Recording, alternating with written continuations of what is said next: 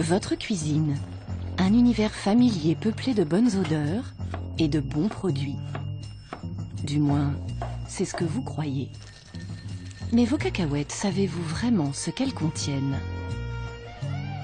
Et votre saucisson, est-il aussi inoffensif qu'il en a l'air? Quant à ce brave maquereau, il risque de vous envoyer à l'hôpital.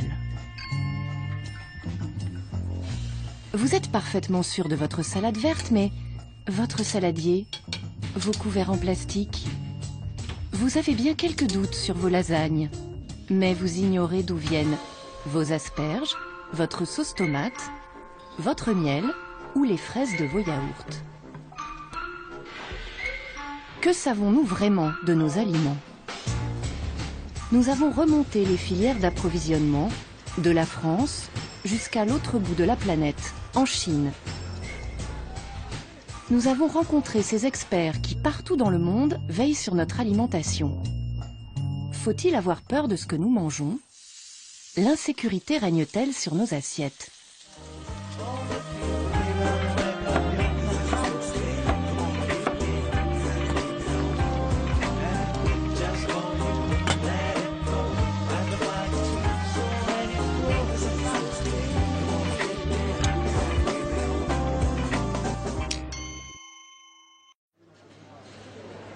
Tous les jours, partout en France, notre alimentation est surveillée, comme le lait sur le feu. On va commencer par celui-ci. Bonjour monsieur.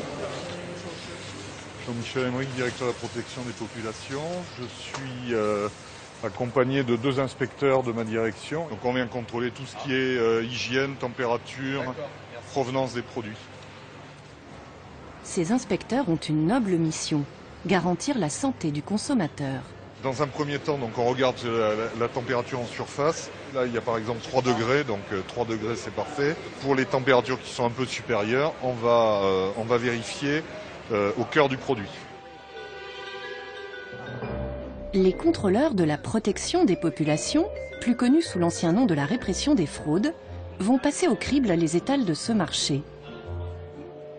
Pas une crevette ne passera entre les mailles du filet.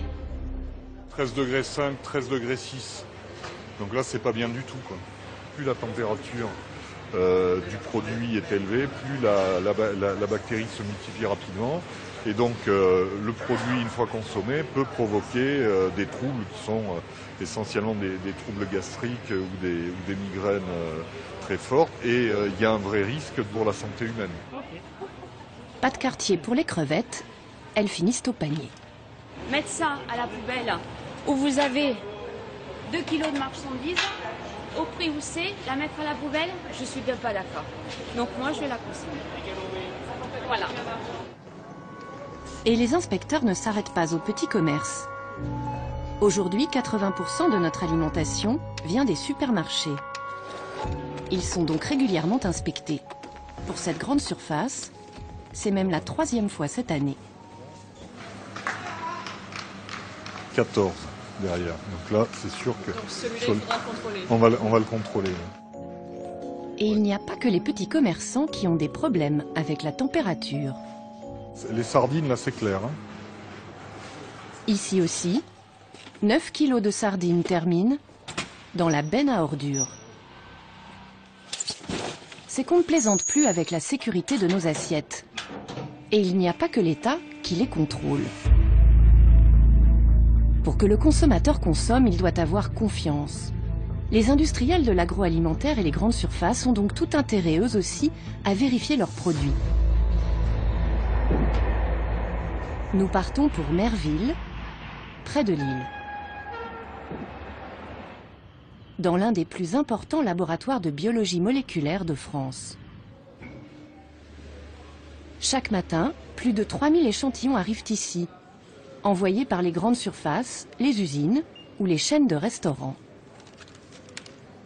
Alors ça, c'est ce qui a été prélevé par nos inspecteurs hier dans la journée, dans différents restaurants ou supermarchés à travers la France. Ça va être des produits variés. Voilà, on se retrouve avec une salade de tomates, on va se retrouver avec une matière première de la viande destinée à la cuisson, encore une salade composée, et puis voilà, le fromage et le dessert, la tarte aux fraises. Voilà, il y a tout le menu. Le directeur scientifique du laboratoire va passer cette innocente tarte aux fraises à la moulinette. Ce qu'il traque, un cocktail bien peu appétissant de bactéries et de virus. On a ici un assortiment de différentes bactéries, soit des staphylocoques, soit des Escherichia coli. Et on voit par exemple un isolement de salmonelle ou un isolement de listeria.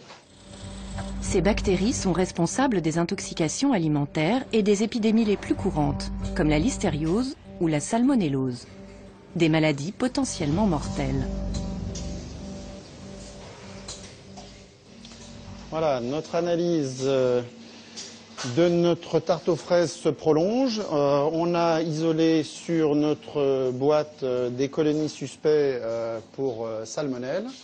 En cas de problème, c'est une véritable course contre la montre qui s'engage. En cas de présence, il va falloir alerter le client pour qu'il réagisse immédiatement.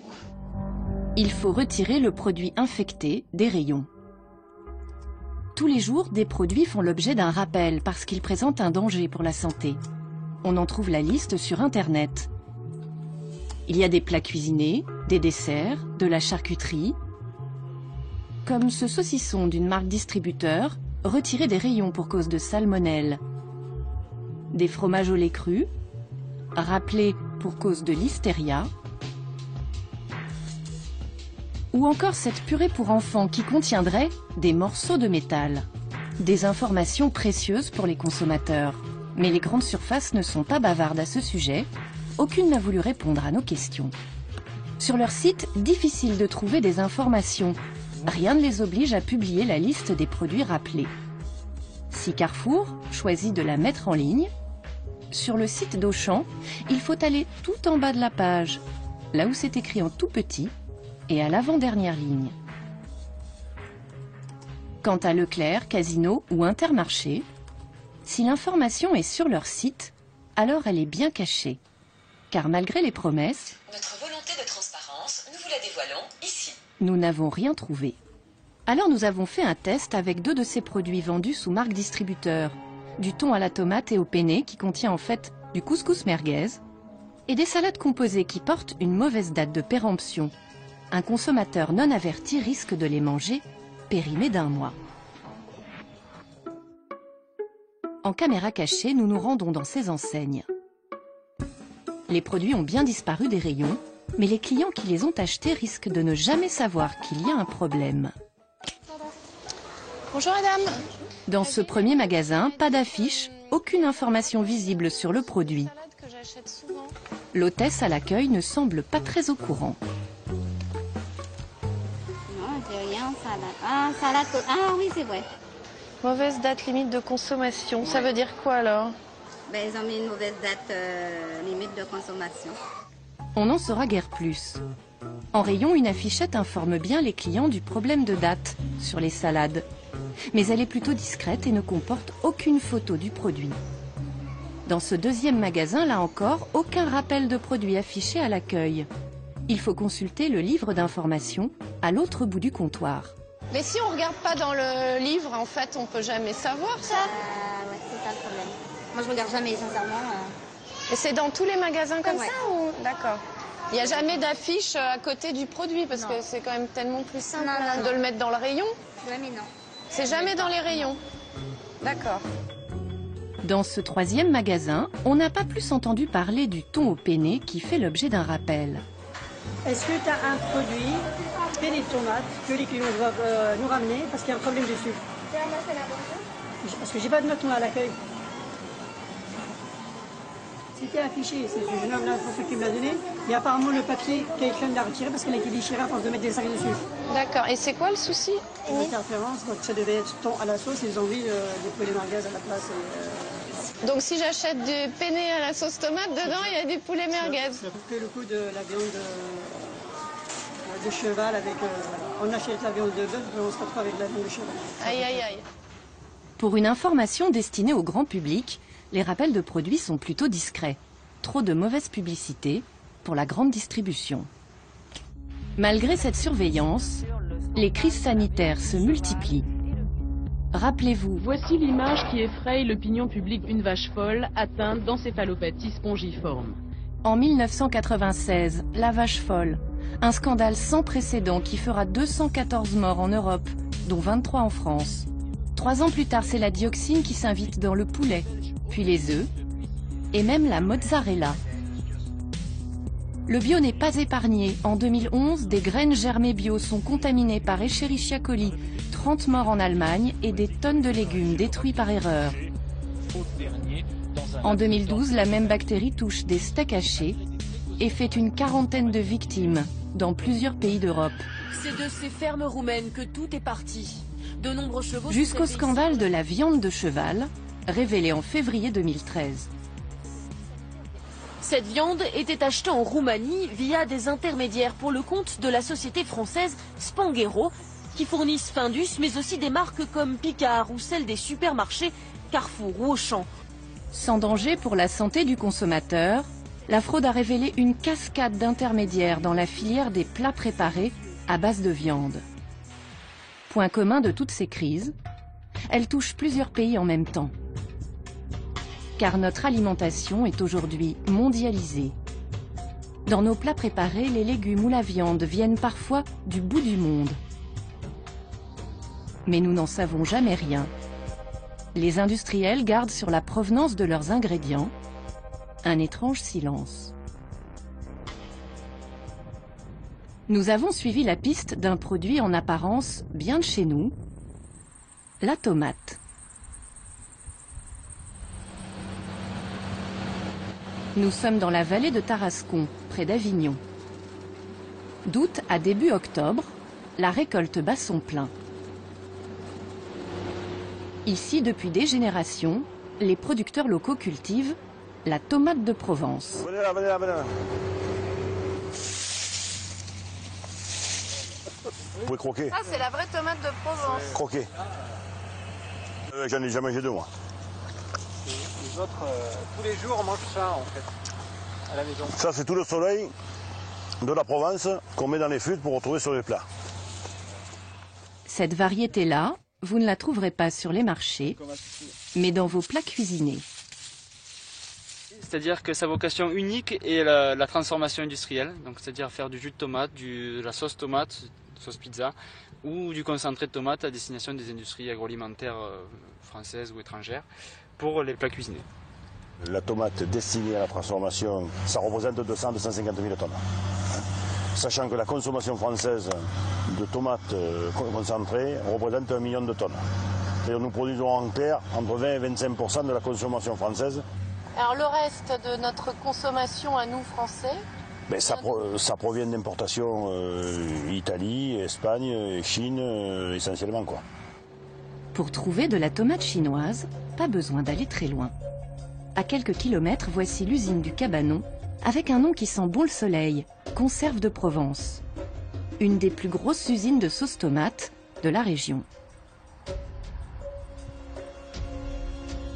Dans ces grands fûts bleus, des litres de sauce qui seront vendus en France sous la marque Le Cabanon. Malgré leur nom, ces tomates-là ne viennent pas du tout de Provence, mais de beaucoup, beaucoup plus loin.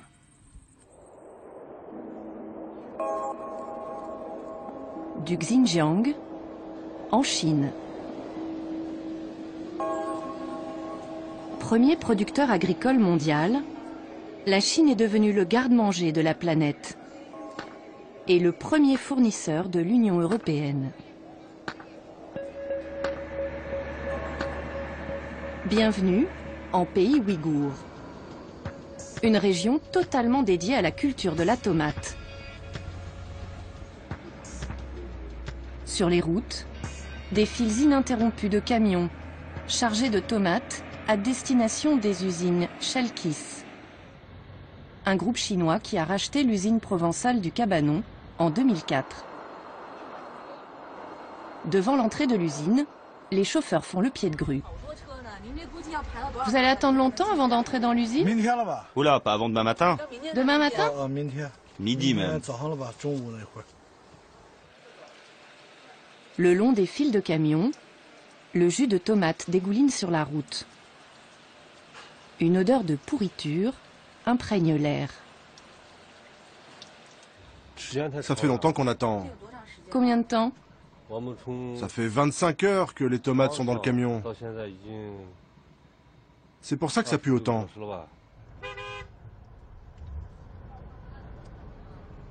Yu Sheng est employé chez Chalkis depuis 10 ans. Salut les gars, ça va? Bah tu vois, on poirote, bien sagement. On respecte les demandes de Chalkis.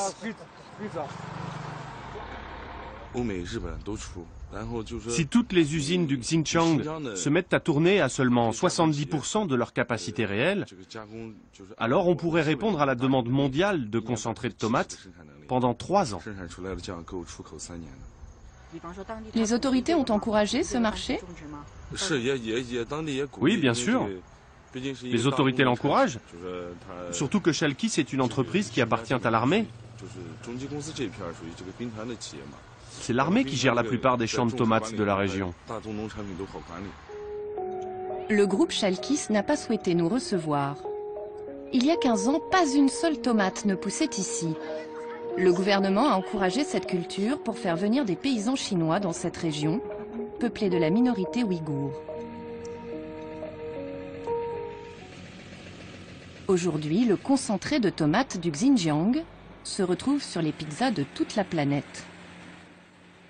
Et il fait vivre toute la région. Comme Zhang Zibin, le propriétaire de ce champ.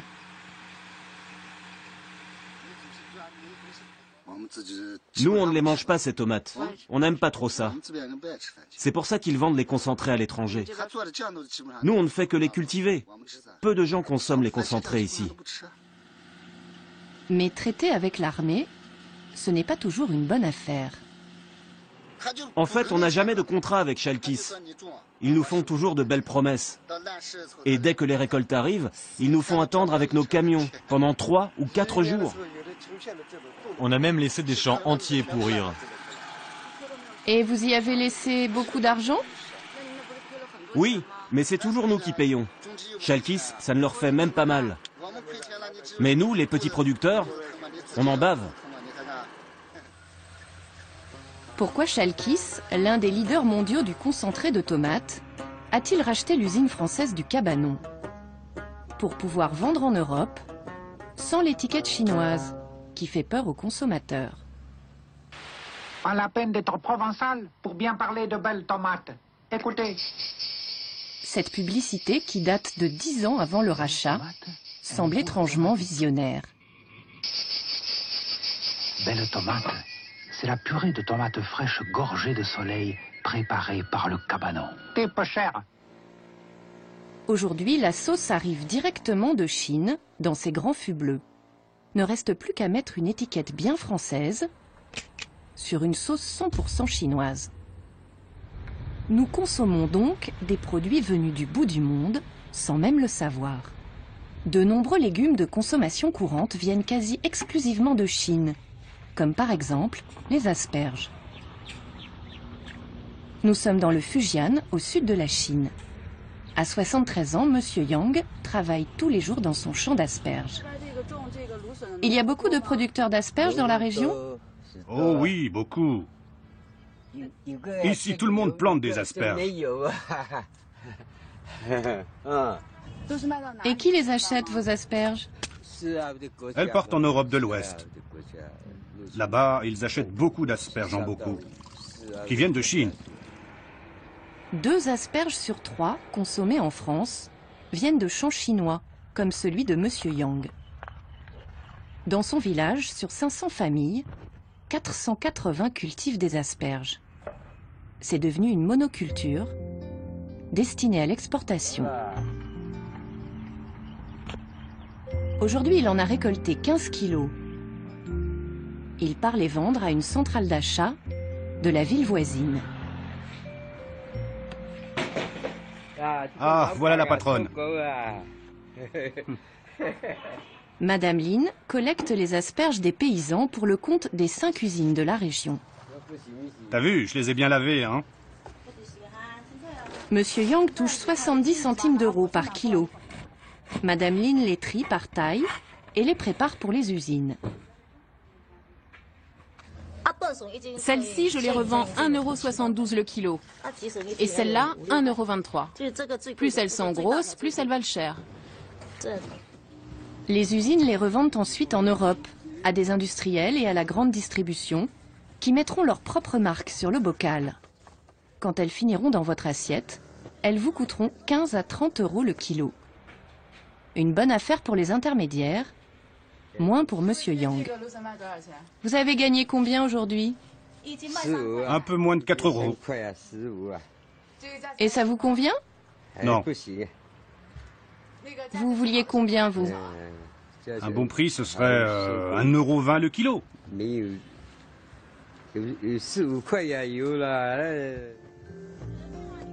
La Chine est devenue le supermarché de la planète. Le monde entier vient y faire ses courses. Mais le consommateur français ne saura jamais qu'il mange chinois. Même si les produits sont de qualité, les industriels se gardent bien d'indiquer leur origine. Un manque de transparence qu'Olivier Andreau de l'association UFC Que Choisir va nous démontrer en faisant les courses.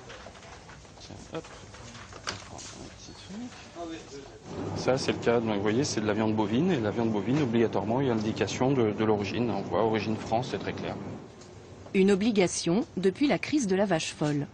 Et c'est pareil pour les fruits et les légumes frais.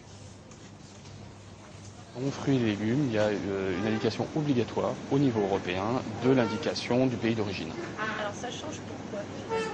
Eh bien, dès que le produit est considéré comme transformé, du point de vue réglementaire, il n'y a plus d'obligation. Et comme il n'y a plus d'obligation, en général, il n'y a pas d'indication. Et on va le vérifier. Nous mangeons 2 fois plus de produits transformés qu'il y a 20 ans. Nous avons donc acheté des plats préparés, des surgelés et même des yaourts. Nous voilà parés pour une leçon d'étiquette. Premier constat, il n'y a aucune information sur la provenance des ingrédients. Comme quasiment tous les produits transformés, on voit que les fabricants n'ont donné aucune information sur l'origine de la viande. On nous dit simplement que c'est une viande de veau préparée en salaison. L'origine, là encore, on restera sur notre faim. En revanche, le fabricant, peut-être pour rassurer les consommateurs, a cru bon de préciser que le produit est cuisiné dans l'Aveyron. Ça pourrait même être de nature à induire le consommateur en erreur, qui peut imaginer que le produit est fabriqué avec des ingrédients du terroir ou provenant de cette région. Or, nous n'avons aucune garantie sur l'origine de ces ingrédients. Cuisiner en Aveyron, ça veut juste dire quoi? Que l'usine est en Aveyron, c'est ça? Ça veut juste dire effectivement que l'usine où s'est opérée la dernière fabrication se situe en Aveyron, mais elle peut très bien avoir transformé des ingrédients qui proviennent de tous les coins de la Terre. Idem pour les yaourts. Le lait peut venir de Nouvelle-Zélande, les fraises de Chine ou d'Espagne. Impossible de le savoir. Et c'est pareil pour tous les produits transformés, même les conserves de légumes. La raison pour laquelle on n'a toujours pas cette information pour les produits transformés, c'est tout simplement parce qu'il y a un lobbying énorme de l'industrie agroalimentaire, européenne ou internationale, qui veut pouvoir continuer à acheter ces ingrédients là où ils sont le moins chers à un moment donné. C'est-à-dire qu'en clair, les acheteurs, plutôt que d'avoir une liste de fournisseurs assez restreinte dont ils connaissent la fiabilité, eh bien ils préfèrent se comporter comme de véritables traders dans certains cas, c'est-à-dire ils vont acheter tel ou tel ingrédient dans n'importe quel endroit du monde, là où il est le moins cher à un moment donné. Ces traders de l'alimentation, nous allons les rencontrer à Hangzhou, au sud de Shanghai, une ville dédiée au commerce et aux exportations. C'est là que se trouve le siège de 21 Food. Cette société met en contact acheteurs étrangers et fournisseurs chinois via Internet. On appelle ça le sourcing. Han Linsha est le directeur du marketing. Je vais vous montrer notre site en anglais. Sur la colonne de gauche, les acheteurs passent leurs annonces. Le drapeau indique le pays. Sur la colonne de droite, les fournisseurs chinois proposent leurs produits. Qu'est-ce qui se vend bien sur votre site? Tout. On vend vraiment de tout. Et vous avez beaucoup de clients français? Ah oui, oui, on en a pas mal même. Ils achètent beaucoup de légumes, des légumes déshydratés, des légumes frais, des surgelés, et puis aussi des produits de la mer, surgelés ou frais. Ce jour-là, sur le site, plusieurs clients français veulent justement acheter du miel, du concentré de jus d'orange, du vin, des fruits de mer et des crustacés. Ces dernières années, on voit de plus en plus d'acheteurs français. Depuis 2 ans, leur nombre a vraiment augmenté. Les affaires marchent plutôt bien pour 21 Food. Pourtant, en matière de sécurité alimentaire, la Chine s'est taillée une réputation plutôt sulfureuse. Aliments toxiques, fraude, le cocktail chinois est particulièrement salé. En 2008, du lait en poudre pour enfants est enrichi à la mélamine, un produit toxique qui augmente le taux de protéines. 300 000 enfants tombent malades. 11 bébés en mourront. En mars dernier, 16 000 cadavres de porcs sont repêchés dans un fleuve de Shanghai, mettant au jour un trafic de cochons malades, revendus comme de la viande fraîche sur les marchés locaux. L'imagination des fraudeurs est sans limite. Du rat et du renard ont été revendus comme de la viande d'agneau. Et il y a quelques semaines, 22 tonnes de porc ont été maquillées en bœuf. Comment faire passer une viande pour une autre? La recette est simple. Elle circule même sur Internet. Prenez du porc, versez du concentré de bœuf, rajoutez un peu de gélatine alimentaire et laissez mariner jusqu'à ce que la viande change de couleur. Saisissez à feu très vif. Et voilà, le porc a pris l'aspect du bœuf. Une vidéo qui en dit long sur la sécurité des aliments en Chine.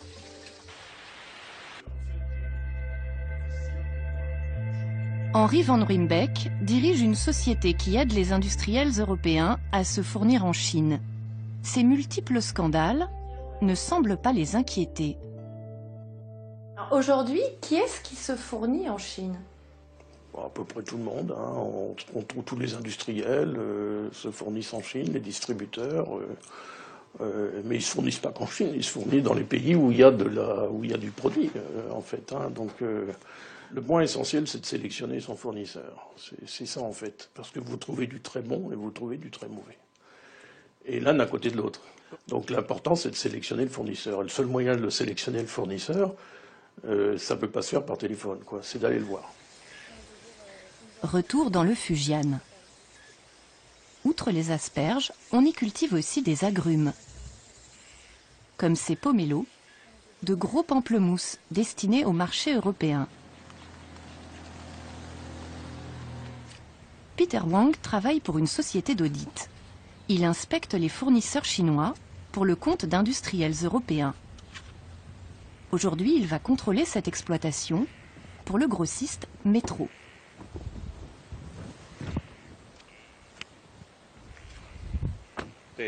Bonjour.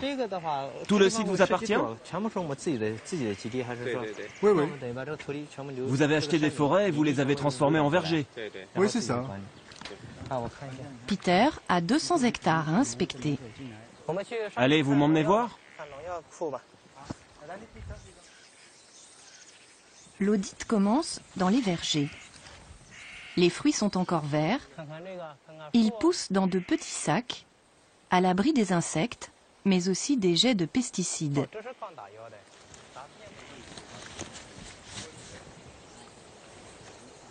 Je regarde s'il n'y a pas d'insectes dedans. Si le fruit est beau. S'il est propre. Mais le plus important, c'est le contrôle des engrais, des pesticides et autres produits chimiques potentiellement interdits par les normes européennes. C'est un peu le fouillis ici, dites donc. Ce produit-là, c'est bon. Il est prévu pour les agrumes, les oranges, les pomelos, etc. Mais sur celui-ci, il est indiqué qu'il doit être utilisé pour le blé. C'est pas du tout pareil, le blé et les pomelos. Vous prenez un risque. Vous ne pouvez pas choisir vos pesticides en fonction de ce qui a marché. Les délais de récolte ne sont pas les mêmes. Il y a des règles à respecter. C'est seulement la première année qu'on s'en sert. Hein. Eh bien, il faut arrêter. On nous a dit que ce produit marchait bien. Eh bien, il ne faut pas. C'est interdit par les normes européennes, vous savez. L'Europe a les normes les plus strictes du monde en matière de produits chimiques, une source fréquente d'erreurs pour les producteurs chinois. Aujourd'hui, les entreprises acceptent beaucoup mieux notre travail. Avant, lorsque je parlais de traçabilité à mes interlocuteurs, ils m'envoyaient sur les roses. Ils n'avaient même pas envie d'en entendre parler. Mais maintenant, ils viennent me demander eux-mêmes des conseils. Je pense qu'il faut profiter du nombre de scandales en Chine en ce moment pour inculquer l'idée de traçabilité dans la tête de certains producteurs. Nous, en Chine, on cultive comme nous l'ont enseigné nos parents et nos grands-parents. Et depuis qu'on travaille pour des firmes étrangères, comme Metro, on apprend beaucoup. Tous les ans, on a des inspections. Il y a toujours des choses qui clochent, mais on continue quand même. Un jour, je suis sûr qu'on réussira à répondre à toutes les exigences des Européens. Peter est satisfait. Il faudra juste que l'entreprise améliore l'utilisation des pesticides. Mais il y a des producteurs moins scrupuleux. Pour déjouer les fraudes, les sociétés chargées des audits pratiquent un autre type de contrôle, les inspections surprises. Nous avons suivi l'une d'entre elles, mêlée à l'équipe d'inspecteurs, dirigée par cette jeune femme Antonietta et son collègue. Nous filmerons en caméra cachée. Le contrôle a lieu à l'improviste, dans cette entreprise de produits surgelés. 35 containers en sortent chaque mois. La visite commence par la chambre froide. L'usine exporte des coquilles Saint-Jacques à destination du monde entier. Et un détail attire tout de suite l'attention d'Antonietta, des stalactites.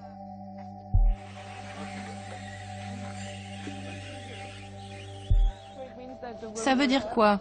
Que la température a changé? Oui. Cela signifie qu'il y a un problème de variation de température. Et ça peut être dangereux si on les mange?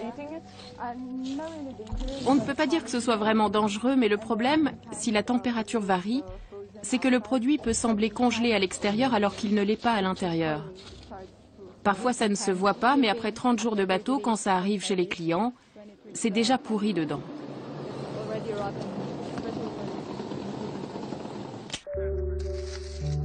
Antonietta et son équipe prélèvent plusieurs cartons au hasard et vont décongeler tous les sacs.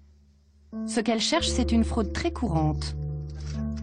Le trempage dans des produits chimiques qui permettent de gonfler les coquilles d'eau et donc de tricher sur le poids réel. Chaque sac doit peser 800 grammes. Le premier est correct, au grand soulagement des dirigeants de l'usine. Ouf, c'est ce qu'on espérait comme résultat. Les suivants le seront un peu moins. Les coquilles Saint-Jacques ont sans doute subi le fameux trempage. Il ne s'agit que de quelques grammes, mais sur plusieurs tonnes de marchandises, la fraude peut finir par représenter une jolie somme. Nous avons montré ces images à notre spécialiste de la Chine. Selon lui, les exigences européennes sont parfois difficiles à comprendre pour les Chinois. En Europe, tout le monde sait qu'il ne faut pas décongeler, recongeler, décongeler. En Chine, non. Le congélateur, on décongèle, on recongèle. Ça fait partie, je dirais, de la culture des gens. Donc, c'est pas naturel. Donc, à partir de là, vous devez bien définir cette règle du jeu. Autre motif récurrent d'incompréhension, la sous-traitance. Voici les images d'une de ces dernières inspections. Les gens investissent dans une entreprise, et puis cette entreprise, elle n'arrive pas à suivre la demande, donc ils font appel à d'autres entreprises à côté. Pour l'entreprise chinoise, même si elle est très belle, elle va faire appel à une entreprise à côté qui est absolument pas présentable, mais ça ne va pas du tout les marquer. Et alors là, on tombe sur une entreprise vraiment pas du tout prête à répondre aux standards européens. Ces contrôles sur le terrain sont-ils suffisants? Ou faut-il craindre les produits importés? Pour le savoir, nous partons à Anvers, en Belgique. La porte d'entrée des denrées alimentaires à destination de toute l'Union européenne.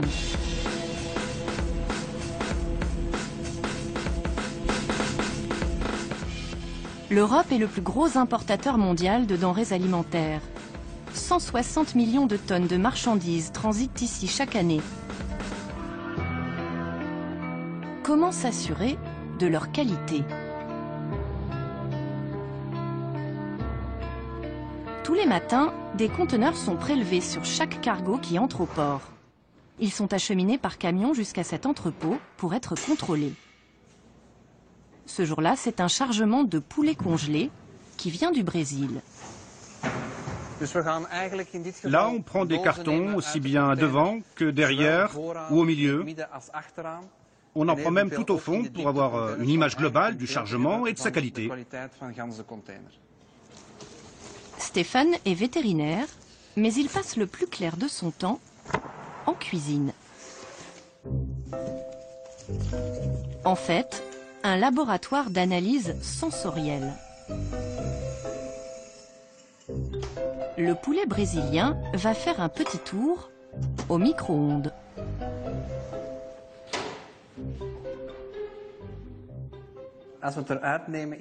Dès qu'on sort du micro-ondes, on peut déjà avoir une idée, rien qu'à l'odeur. Je vais enlever le plastique pour libérer l'odeur.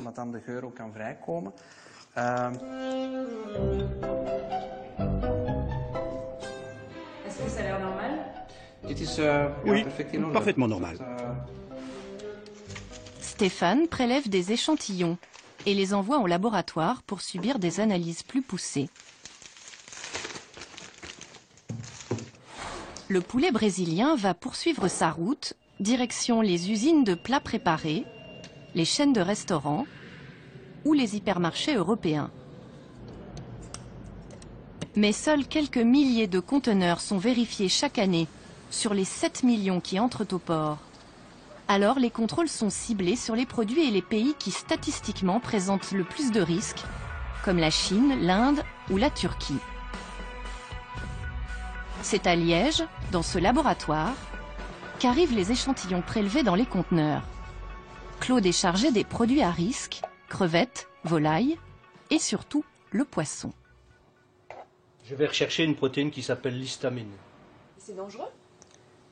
Ça peut provoquer des chocs dangereux et peut-être même entraîner la mort pour les gens qui sont particulièrement sujets aux allergies. Depuis 23 ans, Claude coupe, tranche, dissèque les denrées alimentaires venues du monde entier. Et il en a vu des vertes et des pas mûres. Ce qui est le plus étonnant, c'est de voir ce qu'on fait manger aux animaux, en règle générale, parce qu'on contrôle également ce qu'on fait manger aux animaux. Et je me souviens avoir trouvé des pneus, du verre, des clous, des fils barbelés. Et dans les denrées pour les êtres humains? Du colorant industriel qu'on utilisait pour fabriquer du cirage, qui est formellement interdit. Des antibiotiques aussi, on en trouve régulièrement, dans la viande d'importation essentiellement. On est quelquefois surpris de voir ce qu'on arrive à faire manger aux gens. Ouais, ça c'est étonnant. Il y a des choses que je ne mange plus, mais bon. Réduite en bouillie, la sardine va être décomposée dans ses moindres particules.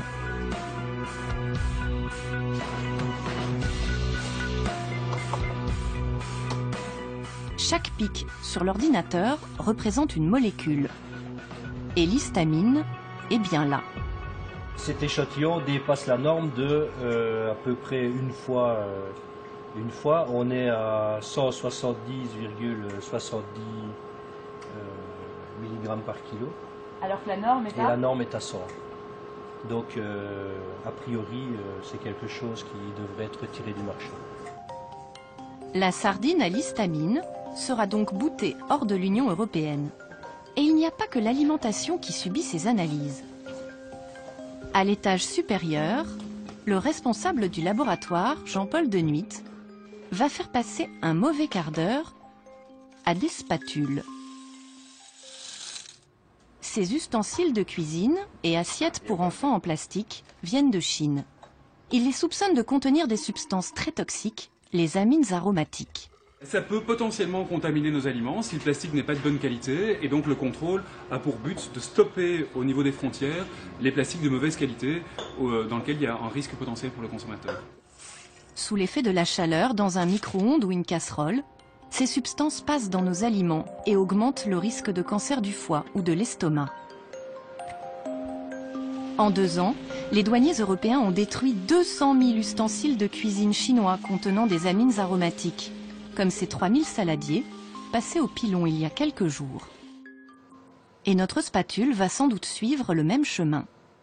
L'échantillon qu'on a analysé tout à l'heure, il est bien non conforme puisqu'on a la présence d'amines aromatiques au-dessus de la norme. Donc c'est bien un échantillon qui va être déclaré non conforme.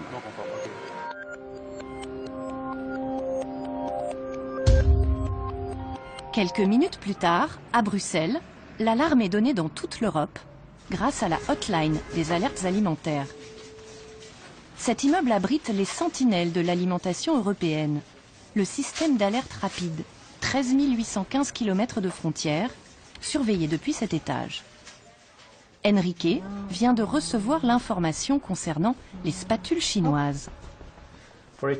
Là, on vient d'avoir une information sur un produit qui vient de Chine. Ce sont des spatules en plastique. Des amines aromatiques ont migré dans ce produit et ça peut être cancérigène. Il lance immédiatement une alerte dans toute l'Europe. Quand un produit importé nocif est détecté par un pays, il informe le système d'alerte à Bruxelles, qui prévient tous les autres en quelques heures. Cette année, sur 3500 produits suspects, 547 présentaient un danger pour la santé humaine. Et c'est la Chine qui détient le record de signalement. Là, par exemple, on a trouvé des aflatoxines dans des pistaches. C'est l'Allemagne qui a donné l'alerte. Les pistaches viennent de Turquie et sont à destination de la France et de l'Allemagne. Sur le poisson, on a aussi souvent des contaminations aux métaux lourds comme le mercure ou l'histamine. Et il y a un très gros pourcentage de ces produits qui viennent de Chine.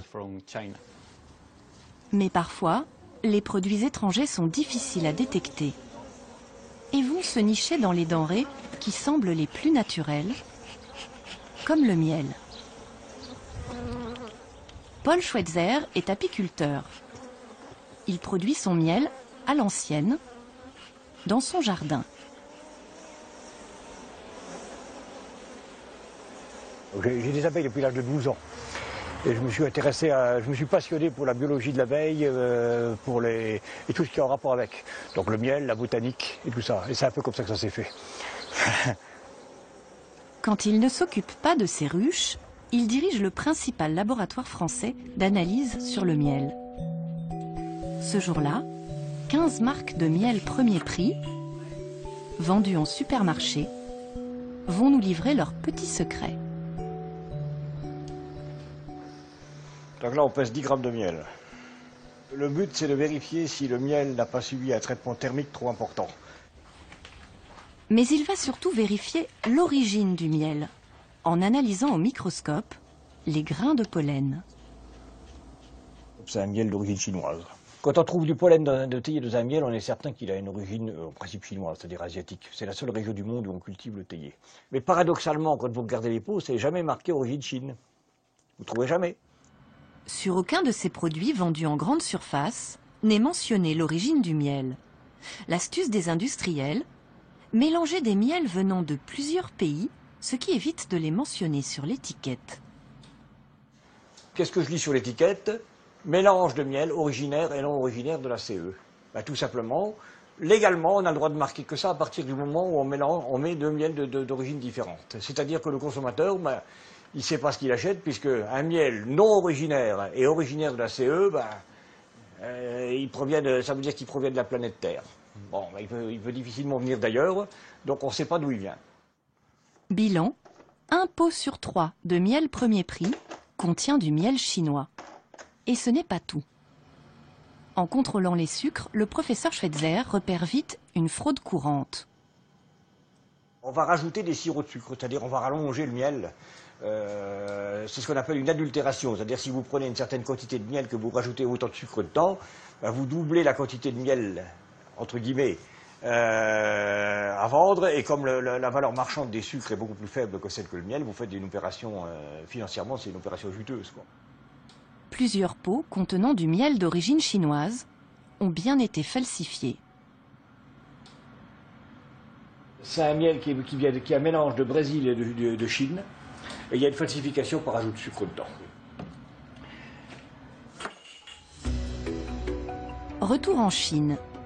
Nous avons voulu savoir s'il était facile de se procurer du miel pour l'exporter et surtout de le falsifier. En caméra cachée, nous nous rendons dans une usine de miel. Nous nous faisons passer pour des acheteurs occidentaux. En négociant le prix, le responsable va nous faire une étrange proposition. Il y a bien une possibilité pour faire baisser le prix. Si vous êtes d'accord, on peut augmenter le pourcentage d'eau dans le miel. On rajouterait comme de l'eau sucrée. Vous voulez dire que vous êtes en mesure de le faire? Si c'est ce que vos clients veulent.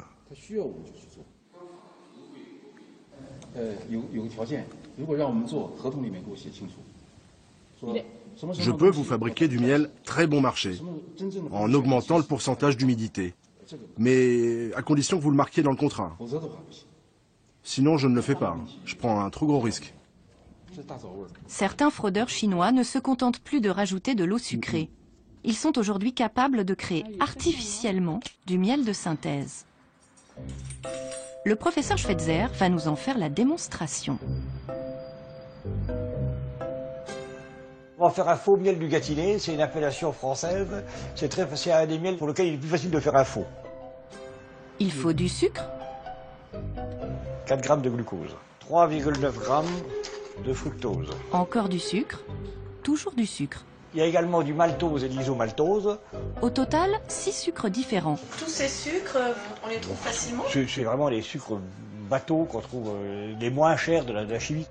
Rajoutez une goutte d'acide gluconique, normalement produit par les abeilles, 1 ou 2 enzymes, de l'eau et quelques grains de pollen pour faire plus vrai. Je mélange le tout. Chauffez à feu doux. Le faux miel est prêt. Ce produit-là ressemble à du miel, mais ce n'est pas du tout du miel, il n'y a pas 1 gramme de miel là-dedans. Par contre, on l'a analysé et il est conforme sous tous les critères légaux. Quand on fait les analyses de miel d'origine chinoise, certains manifestement sont faits avec les méthodes-là. En sachant que c'est même plus performant que ce que je viens de bricoler là, puisque c'est fait à l'échelle industrielle avec des contrôles tout au long de la fabrication et tout, où on arrive à faire des produits qui ressemblent parfaitement au miel. 10% du miel consommé en France serait falsifié. Sommes-nous condamnés à consommer des produits qui viennent de plus en plus loin, ou d'autres solutions sont-elles possibles? Nous sommes retournés dans la vallée de Tarascon. Aujourd'hui, l'usine chinoise du Cabanon n'achète plus une seule tomate aux producteurs locaux. Alors ils ont pris leur destin en main. Une soixantaine d'agriculteurs se sont regroupés et ont monté leur propre usine, Provence Tomate. Avec un maître mot, la traçabilité jusqu'au champ. Donc voilà, on a le nom du producteur, la parcelle, le numéro de la benne, la variété, la date et l'heure de récolte. Boîte par boîte, vous pouvez savoir de quelle parcelle venait le concentré de tomate. De quelle parcelle, de quelle région, de quel producteur vient la tomate. L'usine fabrique des sauces pour les industriels de la pizza et des plats cuisinés. Et entre le concentré à la mode chinoise et le bon coulis provençal, il n'y a pas photo. On dirait de la pâte à modeler, ça tient. Pour quelques euros de plus, des industriels locaux font aujourd'hui le choix d'acheter cette sauce, fabriquée avec de vraies tomates de Provence, plutôt que celles venues du bout du monde. Une première victoire pour les producteurs locaux. À nous de contre-attaquer, de sensibiliser les consommateurs, parce que je crois que derrière chaque consommateur, il y a aussi un citoyen. Et là, je pense qu'il faut que tout le monde cherche à comprendre que quand il achète un produit, c'est pas le demi-centime ou les quelques centimes de plus suivant le produit, que ça va changer fondamentalement son revenu à la fin du mois, sa situation à la fin du mois.